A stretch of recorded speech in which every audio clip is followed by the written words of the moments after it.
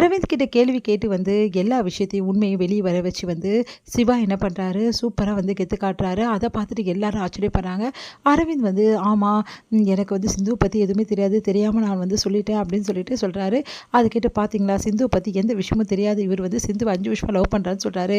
Photos எல்லாம் காட்டுறாரு, இதெல்லாம் பொய்யான ஃபோட்டோஸ் அப்படின்னு சொல்லிட்டு நம்ம வந்து என்ன பண்ணுறாரு, சிவா வந்து நிரூபிக்கிறாரு. அதை பார்த்து ஜட்ஜ் வந்து சிந்துவுக்கு வந்து ஆதரவாக வந்து பேசுகிறாங்க. இந்த மாதிரி ஒரு பொண்ணு மேலே பழி போடுறது ரொம்ப பெரிய தப்பு, இந்த அரவிந்தை ரிமைண்ட் பண்ணுங்கள், போலீஸ் வந்து தீர விசாரிக்கணும்னு கேட்டுக்கிறேன் அப்படி சொல்லிடுறாங்க. அடுத்து சிவா சொல்கிறாரு, எனக்கு வந்து சிந்து கூட வாழறதுக்கு முழு சம்மதம் அப்படி சொல்லிடுறாரு.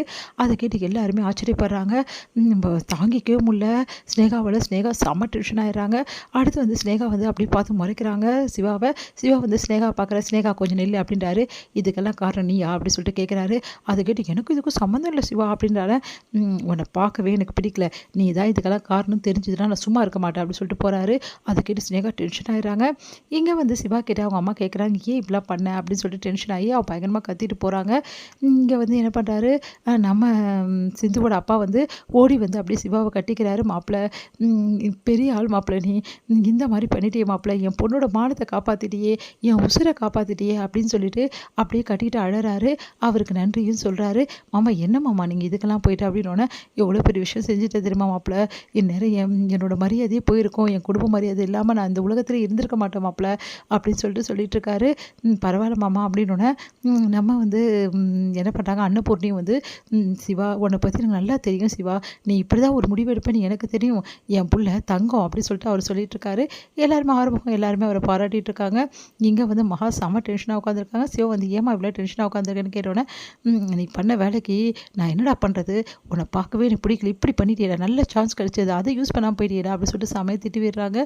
இங்கே வந்து என்ன பண்ணுறாங்க, சிந்து வந்து அப்படியே வந்து ரொம்ப சோகமாக உட்காந்துருக்காங்க. அதை பார்த்து சிவா வந்து என்ன சிந்து இப்படி உட்காந்துருக்க அப்படின்னு சொல்லிட்டு கேட்டோன்னே, ஏன் வந்து டாக்டர் இப்படி பண்ண அப்படின்னு சொல்லிட்டு கேட்குறாங்க.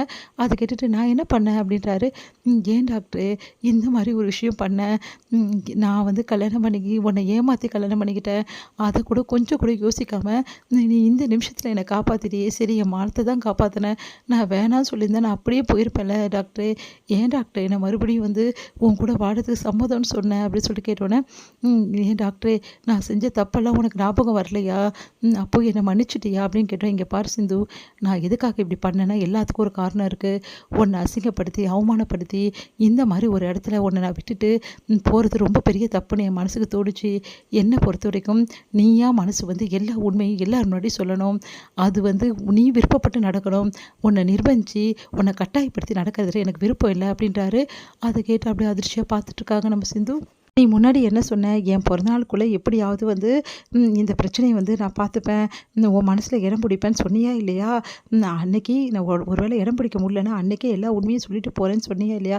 ஆமாம் டாக்டரே, இந்த சான்ஸை உனக்கு நான் கொடுத்துட்டு அதுக்கப்புறம் உன்னை கட்டாயப்படுத்தி இந்த மாதிரிலாம் பண்ணுறது தப்பு இல்லையா, அதுவும் உன்னை அசிங்கப்படுத்தி இவ்வளோ பண்ணும்போது நான் எப்படி சிந்து பார்த்துட்ருப்பேன், நான் எப்போவுமே உன்னை ஃப்ரெண்டாக நினைக்கிறேன், இப்போவும் அப்படி தான் நினைக்கிறேன், என் ஃப்ரெண்டை அவமானப்படுத்த என்னால் தாங்கிக்க முடியாது சிந்து அப்படின்னு அப்படியே உணர்ச்சி வசப்படுறாங்க சிந்து.